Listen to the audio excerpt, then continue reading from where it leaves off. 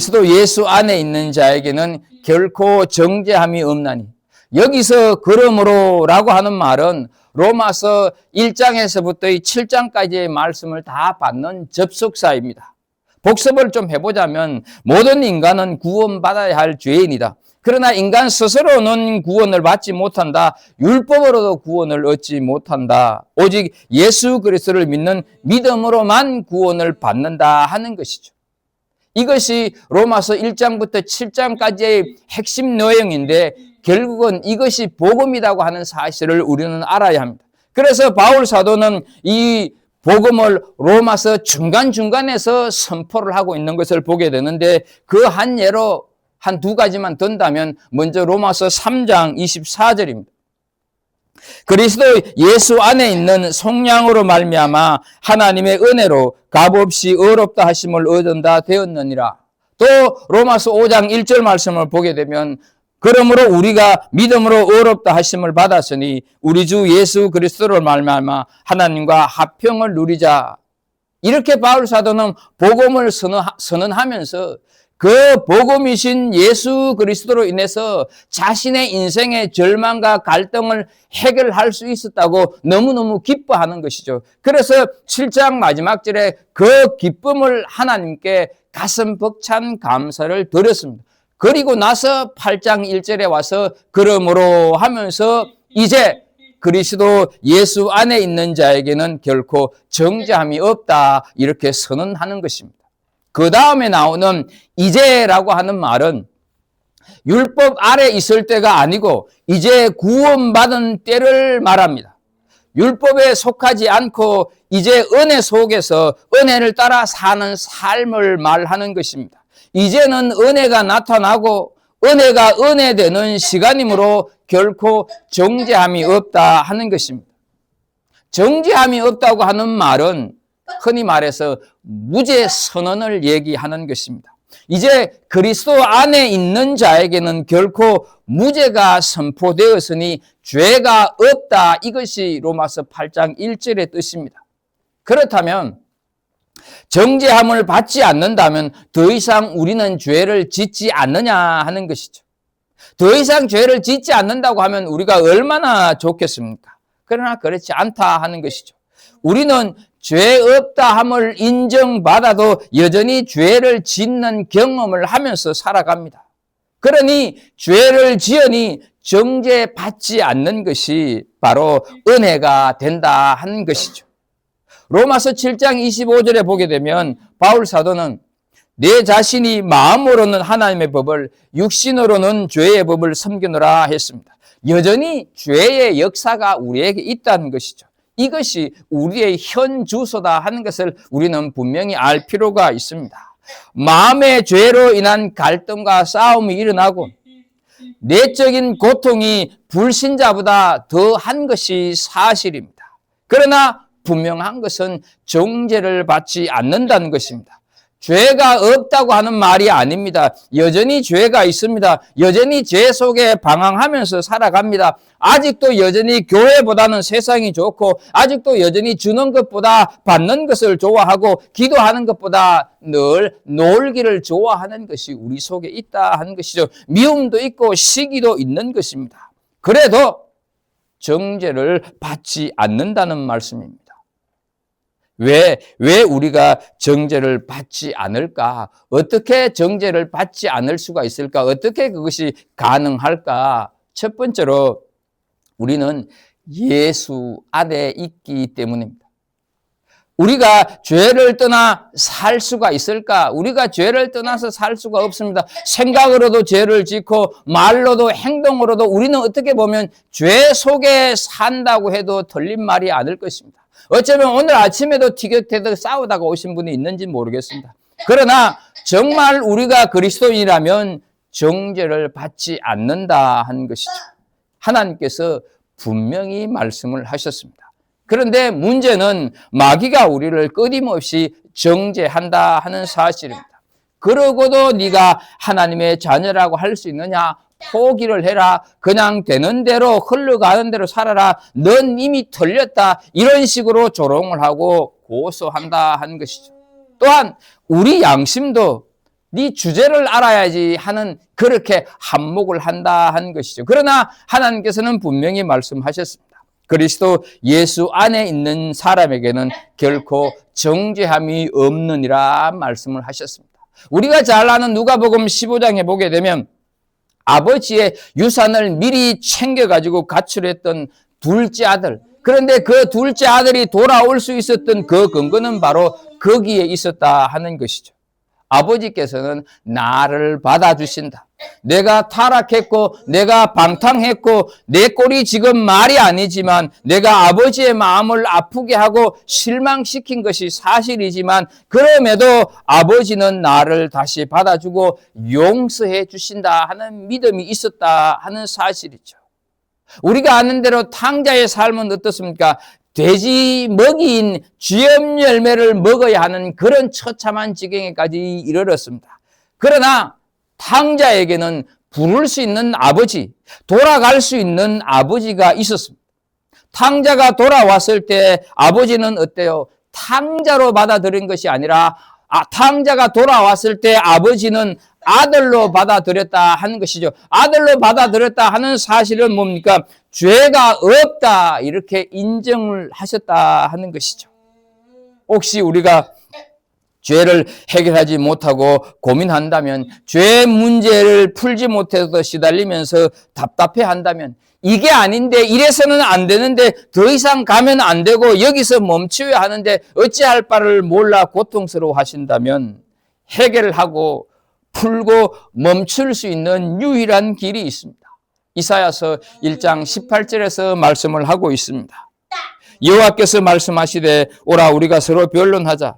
너희의 죄가 주홍 같을지라도 눈과 같이 희어질 것이요 진홍같이 붉을지라도 양털같이 희게 되리라 말씀을 하고 있습니다. 우리도 넘어질 수가 있고 죄를 지을 수가 있습니다. 그러나 그리스도 예수 안에 있는 자에게는 결코 정죄함이 없다고 분명히 선언이 되어 있습니다. 그래서 우리가 오직 기억해야 할 것은 그리스도 안에서는 정죄함이 없다 하는 것입니다. 그분 안에 있을 때 우리는 살아도 좋고 죽어도 좋습니다. 그분 안에 있을 때 삶도 유익하고 죽음도 유익하다 하는 것이죠. 예수 안에 있는 것이 이렇게 중요합니다. 혹 삶의 구원에 목말라 하신다면, 불안과 염려로 구원에 목말라 하신다면 예수 안에 있으면 된다는 사실, 예수 외에는 방법이 없다는 사실, 그리고 예수 안에 있음을 찬양하고 기뻐하는 우리 더 체험교회 식구들이 다 되기를 축복합니다. 두 번째로 생명의 성령의 법이 죄와 사망의 법에서 우리를 해방하셨기 때문에 우리에게는 정죄함이 없다 하는 사실이죠. 2절을 보면 이는 그리스도 예수 안에 있는 생명의 성령의 법이 죄와 사망의 법에서 너를 해방하였음이라 말씀을 하고 있습니다. 신앙적인 절망과 갈등에 어찌할 바를 몰랐던 바울 사도는 이 사실을 깨닫고는 너무너무 감격하여서 도저히 입을 다물 수가 없었고 침묵할 수가 없어서 8장 전체를 보게 되면 거의 성령이라고 하는 단어를 많이 사용해서 기록하고 있습니다. 그래서 이 8장에만 성령이라고 하는 단어가 20번 이상 나온다 하는 것이죠. 어떤 사람은 이것을 두고 8장을 가리켜서 성령장이다 이렇게 부릅니다. 성령이 충만한 말씀, 성령이 역사하는 말씀, 성령을 통해서 우리를 은총의 보호자로 인도하기 때문이다 하는 것이죠. 그런데 이 8장 2절에 보게 되면 서로 대립되는 두 가지 법이 있습니다. 생명의 성령의 법과 죄와 사망의 법인데, 생명의 성령의 법이 죄와 사망의 법을 해방시켜버렸다 말씀을 하고 있습니다. 죄와 사망의 법이 꼼짝하지 못하도록 생명의 성령의 법이 완전히 지배하고 장악했다 하는 뜻입니다. 그렇다면 생명의 법이 사망의 법을 없애버렸다, 폐지해버렸다 이렇게 하면 될 텐데 왜 굳이 해방이라고 하는 단어를 사용하고 있을까? 왜 해방이라고 말씀을 할까 하는 것이죠. 우리가 두고 온 대한민국은 1945년 8월 15일 해방되었습니다. 해방이 얼마나 놀라운 일입니까? 구원은 곧 해방이기 때문에 이 해방이라고 하는 단어를 사용하고 있다는 것이죠. 죄로부터 풀려나는 것, 이게 해방이라는 것이죠. 아니, 더 깊게 우리가 한번 생각을 해본다면 나라고 하는 존재의 수렁으로부터 벗어나는 것입니다. 그래서 어떤 의미에서 보게 되면 불교가 이런 면에 있어서는 더 차라리 가까울 때가 있습니다. 어떻습니까? 그 사람들은 수행을 하고 덕도 하고 해탈을 하기 위해서 죽을 고생을 하지 않습니까? 10년, 20년을 그냥 가부장 한 대로 그냥 벽만 보면서 그렇게 바라보고 있지 않습니까? 그런데 그들은 그런 수행을 통해서 나로부터 벗어나지만 해탈은 하는데 궁극적으로 어디로 가느냐 하는 것이죠. 나로부터는 벗어났는데 자유하는데 어디로 가느냐 하는 것이죠. 그러니까 갈 데가 없으면 영원한 방황이고 갈 데가 없으면 영원한 윤회에 불과해진다 하는 것이죠. 그러나 우리는 어떻습니까? 죄로부터 벗어나면 하나님께로 달려갈 수 있는 자유를 우리가 얻게 된다 하는 것이죠. 그런 자유를 누리기 위해서 하나님께서 우리에게 성령을 선물로 주셨다 하는 것입니다. 엄격하게 보게 되면, 엄밀히 보게 되면 구약 성경 전체는 오늘 우리가 읽고 있는 이 본문 여기까지를 우리를 끌고 오기 위해서 있는 것이 아니냐 할 정도다 하는 것이죠. 반면 죄와 사망의 법은 여전히 세상에서 효력을 발생하면서 사람들을 죽음으로 몰고 가고 있습니다. 그러나 사망의 법이 아무리 활개를 쳐도 그리스도 예수 안에 있는 사람은 그 영향력에서 벗어났다 하는 것이죠. 다시 말해서 사망의 법이 적용되지 않는다 하는 것입니다. 한국인이 뉴질랜드 여권을 가지고 한국으로 입국할 때 보게 되면 한국 여권을 가진 한국 사람과 입국장이 다르다고 하는 것을 보지 않습니까? 얼굴은 분명 한국 사람인데 외국인으로 입국 심사를 받는다 하는 것이죠. 적용되는 법이 다르다 하는 사실입니다. 그런데 이런 일들이 믿는 우리들에게 일어났다 하는 것이죠. 예수 믿지 않는 사람은 죄와 죽음의 법 아래에 있습니다. 죄의 싹은 사망입니다. 누구나 심판을 받습니다. 그러나 예수를 믿으면 적용받는 법이 달라진다 하는 것이죠. 생명의 성령의 법의 적용을 우리가 받습니다. 그러니 그 사람에게는 어때요? 정죄함이 없다 하는 것이죠. 정죄함이라고 하는 것은 칭의라고 하는 개념과 반대말입니다. 우리가 그리스도를 믿으면 의롭다 함을 얻습니다. 이게 칭의 아닙니까? 그러나 우리가 그리스도 안에 있지 않으면 우리는 날마다 어때요? 정죄를 당한다 하는 사실이죠. 고소를 당하고 비난을 당합니다. 정죄라고 하는 단어는 법정용어로 유죄 판결이다 하는 말이죠. 넌 죄가 있다는 그런 판결을 내리는 것이죠. 이런 정죄로부터 해방되어서 자유해지는 것을 경험한다. 어떻게 경험하느냐? 생명의 성령의 법에 의해서 우리가 경험해서 해방을 누리게 되었다 하는 것이죠. 이 해방, 이 자유를 우리가 누리지를 못하면 우리는 점점 어느 순간부터 율법에 묶이는 존재가 됩니다. 그런데 이 자유와 해방을 교회에 처음 나오면 맛봅니다. 신앙을 처음 가지면 이런 자유함을 누립니다. 하지만 시간이 지날수록 또 율법으로 돌아가는 것을 우리는 보게 됩니다.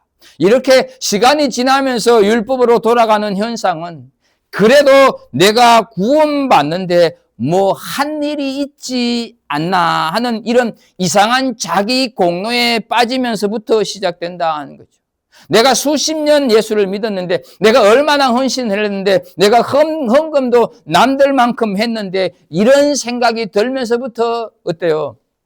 율법으로 돌아가게 된다 하는 것이죠. 우리가 정말로 기억해야 할 것은 내가 그리스도 안에 있느냐 내가 그리스도 밖에 있느냐 이것뿐이다 하는 것이죠. 정말로 그분이 우리 안에 있느냐 그분이 우리 안에 있느냐 이렇게 우리에게 묻는다 하면 거기에 아멘이라고 하는 답이 나와야 된다 하는 사실이죠. 자신 있게 아멘 해야 한다. 그럴 때 어떻습니까? 우리는 그분 안에서 해방된 존재로 살아가게 된다 하는 것입니다. 세상은 우리를 유죄라고 하겠지만 그리스도 안에 있으면 생명의 성령의 법이 우리를 정죄하지 못하게 합니다. 하나님은 더 이상 정죄하지 않기 때문에 그렇습니다. 그런데 여기서 우리가 한 가지 오해를 하지 말아야 할 것이 있습니다. 생명의 법이 사망의 법을 해방시켰고 그리스도 예수 안에 있으면 정죄를 받지 않는다면 하나님은 주홍같이 붉은 죄라도 흰 눈같이 양털같이 희게 하는 더 이상의 유죄 판결을 하지 않겠다고 약속을 하고 언약을 했다고 한다면 우리 마음대로 내 마음대로 죄를 지으면서 살아도 되는 것 아닌가 하는 오해 하지 말아야 한다 하는 것이죠. 기억해야 될 것은 이것을 우리가 구분해야 되고 이것을 혼동하면 안 되는 것입니다. 하나님께서는 우리가 이 돌이키고 회개를 하는 즉시 모든 죄를 용서해 주시지만 인간끼리 지은 죄는 탕감되지가 않는다는 사실. 무슨 얘기냐 하면 오늘날 그리스도인들이 불신자들로부터 비난받는 이유가 이런 오해 때문이다 하는 것이. 사회적으로 큰 범죄를 저지르고도 사람들의 마음에 깊은 상처를 주고서도 나는 생명의 성령의 법이 해방시켰으므로 정죄를 받지 않는다. 나는 떳떳하다라고 고개를 빳빳이 쳐드는 사람이 있다 하는 것이죠. 보셨는지 모르겠지만 밀양이라고 하는 영화에서 그것을 시니컬하게 조롱하고 있는 것을 보게 됩니다. 감옥에 앉아 있으면서 나는 하나님께 이미 용서를 받았으니 당신에게 용서를 받을 것이 없다 이렇게 말하지 않습니까? 이러라고 하나님께서 우리를 정죄받지 않게 하시는 것이 아닙니다.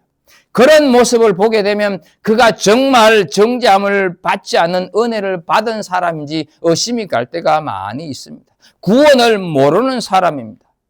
또한 드러내서 말은 하지 않지만 마음속으로 하나님이 이미 용서를 했는데 왜 사람에게 또 용서를 구해야 하지라고 뻔뻔한 그리스도인들이 많습니다. 그래서 세상 사람들로부터 욕을 먹습니다. 결코 아니다 하는 것이죠. 하나님께 용서를 받았으면 인간에게 가서 용서를 구하고 죽는 날까지 겸손하게 살아야 하는 것입니다.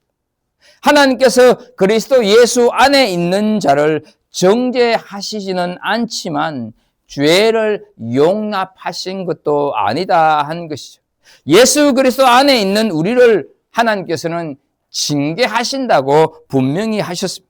그래서 히브리서 12장 6절 말씀을 보게 되면 주께서 그 사랑하시는 자를 징계하시고 그가 들이시는 아들마다 채찍질 하심이라 말씀을 하고 있습니다.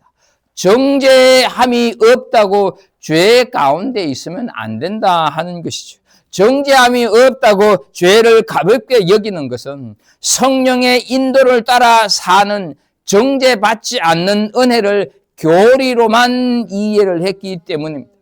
죄와 사망의 법에서 해방된 자유가 있는 동시에 생명의 성령의 법이 인도하시는 대로 살아가야 할 책임이 있다 하는 사실이죠. 이제까지 예수 그리스도 안에 있는 자에게는 생명의 성령의 법이 우리를 해방하여서 결코 정죄함이 없다고 하는 사실을 살폈습니다.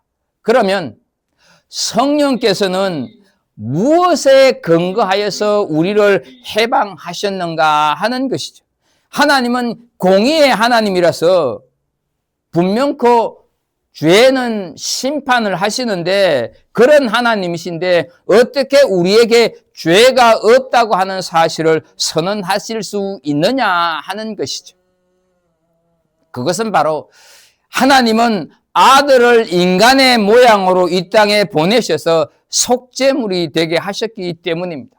오늘 3절을 보면 율법이 육신으로 말미암아 연약하여 할 수 없는 그것을 하나님은 하시나니 곧 죄로 말미암아 자기 아들을 죄에 있는 육신의 모양으로 보내어 육신의 죄를 정하사 이렇게 말씀을 하고 있습니다. 사실 이 구절은 로마서 3장에서 7장까지의 말씀을 요약했다고 해도 과언이 아닙니다. 율법은 하나님께서 우리 인간에게 허락하신 아주 선한 법입니다. 이 율법을 통해 하나님께서는 우리에게 요구하신 것이 있는데 바로 거룩한 삶을 요구하셨습니다. 그러나 인간의 부패성과 인간의 완악성과 인간의 교만함, 인간의 연약함 때문에 율법대로 거룩한 삶을 살 수가 없었습니다. 하나님 보시기에 도저히 인간은 가망성이 없어서 하나님께서 다른 방법을 강구하셨는데 그게 바로 하나님 당신의 아들 예수 그리스도를 십자가에 달려 죽게 하신 것입니다. 하나님께서 사람의 모양으로 이 땅에 오셔서 십자가에 죽으셨습니다. 하나님께서 스스로 대가를 지불하셨기 때문에 우리에게 정죄함이 없다고 하는 것을 선언할 수가 있었다 하는 것이죠. 아들을 십자가에 매달도록 그냥 내버려 두었습니다. 예수님이 당신의 몸을 찢어서 십자가에 죽으심으로 우리가 치러야 할 죄값을 치러주시지 않았다면 우리는 죄의 고발을 막을 길이 없었습니다. 네가 의인이라고, 네가 천국 간다고 사탄은 이렇게 계속 물으면서 우리를 공격할 것입니다. 그러나 하나님의 아들이 우리를 대신해서 그 벌을 받으셨기에 죄의 법, 사망의 법이 우리를 고소하고 정죄하고 끌어내리려 할 때마다 우리는 예수 그리스도가 지신 그 십자가 거기에 흘리신 보혈을 보여줄 필요가 있다 하는 것이죠. 그분께서 흘리신 고통의 피는 우리를 죄의 법에서 해방시키는 보혈이 되었다 하는 사실이죠. 우리로 하여금 다시는 죄의 법으로부터 고소를 받지 않게 하려고 하나님께서 이 같은 구원의 대역사를 이루신 것입니다. 다시 말하면 성령께서 예수 그리스도의 죽으심을 근거로 우리를 죄와 사망의 권세에서 해방시키고 나아가 우리를 새 사람으로 바꾸어 놓았습니다.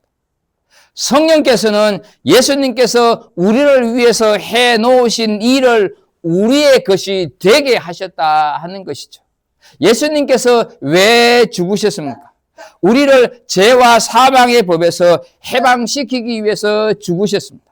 성령님은 그 일이 우리에게 일어나도록 하셨다 하는 것이죠. 예수님께서 왜 죽으셨습니까? 율법의 요구를 이루어지게 하시려고 죽으셨습니다.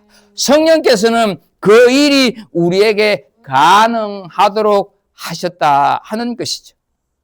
그러므로 우리가 그리스도 예수 안에 있지 않으면 사탄의 공격을 버텨낼 재간이 없습니다. 마귀는 정죄함이 없다고 하는 확신을 흔들려고 온갖 수단, 온갖 방법을 다 사용하고 있다고 하는 것을 우리는 기억해야 합니다. 그 중에 하나가 많은 그리스도인들을 죄를 짓게 하고 그 다음에 마음에 정죄감을 심어주는 것입니다. 난 아무래도 희망이 없어. 나는 아무래도 죄를 이길 수가 없어. 난 용서를 받을 수가 없을 거야. 이런 정죄감들이 우리 안에 일어나게 한다 하는 사실이죠. 그럴 때 우리는 꼭 기억해야 할 것이 있습니다.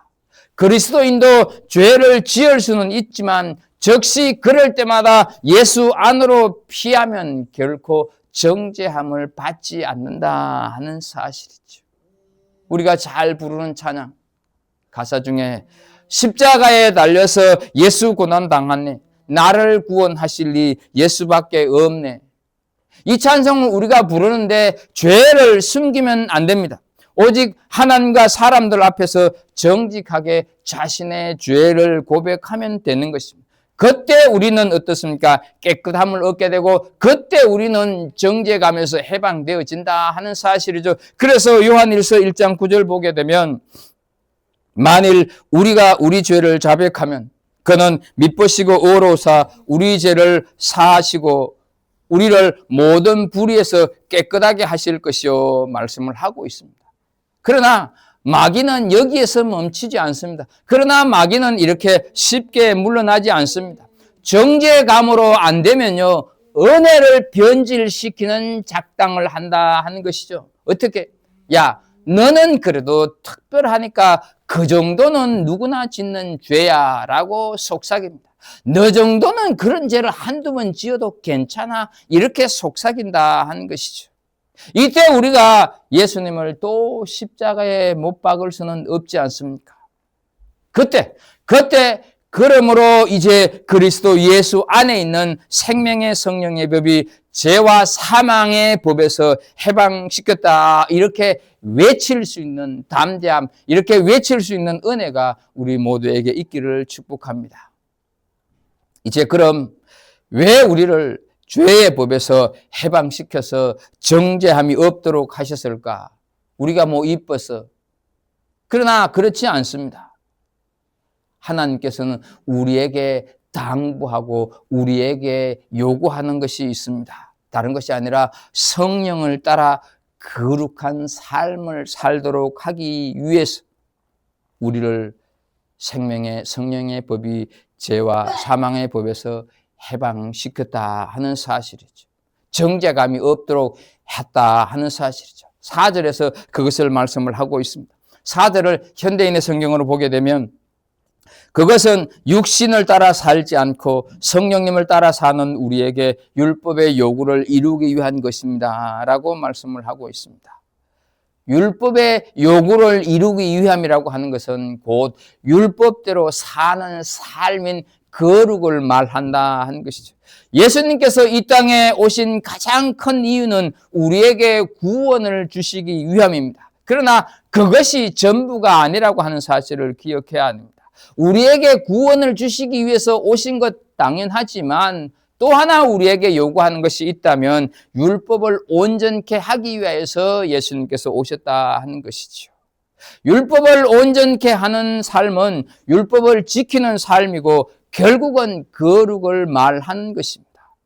우리는 이 세상에서 살아갈 때 정말로 거룩한 삶을 살아야 한다 하는 것이죠. 학생들은 학교에서, 직장인들은 직장에서, 장년들은 일터에서, 가정에서 거룩한 삶을 살아내야 하는 것입니다.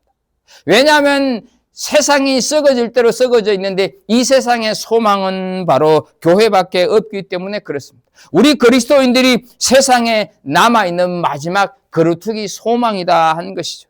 세상은 날로 악해져 가고 탄식과 한숨 소리로 가득가득 차고 있습니다. 거룩한 하나님의 나라, 하나님의 자녀들이 나타나기를 고대하고 있는 것이 이 세상입니다. 따라서 정죄감이 없다고 하는 만족에 도취되어서 삶이 엉망이라고 한다면, 거룩하지 않는다고 하면 그 사람은 그리스도인이 아닐 수가 있습니다. 정죄함을 없앤 그 놀라운 은혜와 사랑을 제대로 알지 못하는 행동이다 하는 것이죠. 그래서 우리는 성령을 따라 살아가야 하는 것입니다. 우리는 정죄함이 없는 사람들입니다. 그러므로 이제 정죄함을 받지 않는 사람다운 삶이 우리에게서 있어져야 된다 하는 것이죠. 이 위대한 8장을 우리 신앙생활의 기초로 삼지 않으면 우리 신앙의 여정에 참 어려움이 많습니다. 내 힘으로 끝까지 신앙생활을 완주하지 못합니다. 바울 사도조차도 누가 나를 사망의 몸에서 건져낼고 하면서 그 답을 오늘 우리들에게 이 8장에서 내놓고 있는 것을 보게 됩니다. 우리가 어떻게 풀려날 수가 있고, 우리가 어떻게 건짐을 받을 수가 있고, 우리가 어떻게 죄에서 해방될 수가 있고, 우리가 어떻게 정죄함을 받지 않을 수가 있습니까? 결코 우리는 지구를 떠날 수 있는 존재들이 아닙니다. 지구라고 하는 이 중력에서 벗어나기 위해서는 강력한 추진체, 로켓가 필요하다는 것을 우리는 알고 있습니다. 그런데 로켓과 같은 추진체인 성령님을 하나님께서 우리에게 주셔서 정죄감이 없게 하고 해방시켰고 죄와 사망의 법에서 우리를 해방시켜 주셨다 하는 것이죠. 그런데 그 성령, 추진체와 같은 그 성령님은 물건이 아니라 인격체이시다 하는 것이죠.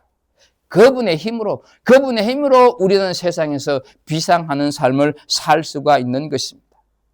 지구의 중력과도 같은 죄의 중력, 욕망과 탐욕의 중력을 뚫고 올라갈 수 있는 힘은 바로 성령님. 그 성령님을 비로소 우리는 하나님으로부터 받게 되었다 한 것입니다. 바울 사도가 지금 그것을 장엄한 오페라처럼 우리에게 들려주고 있다 하는 사실이죠. 우리가 사는 세상을 한마디로 요약한다면 이렇게 요약할 수가 있을 것입니다. 어제는 멀고 오늘은 낯설며 내일은 두렵다. 이것이 우리가 살아가는 이 세상을 한마디로 요약하는 것이 될 수가 있을 것입니다. 그동안 전통적인 가치와 질서가 다 무너지고 있는 현실 아닙니까? 그래서 어제는 멀고 오늘은 낯설어집니다. 동성간의 결혼 합법화, 인공지능 AI의 등장이 가져온 낯설음 때문에 어때요? 정체성의 혼란으로 세상은 지금 아우성치고 있습니다. 이게 뭐지? 앞으로 어떤 세상이 올까? 이러니 어때요? 내일이 두려울 수밖에 없는 것이죠.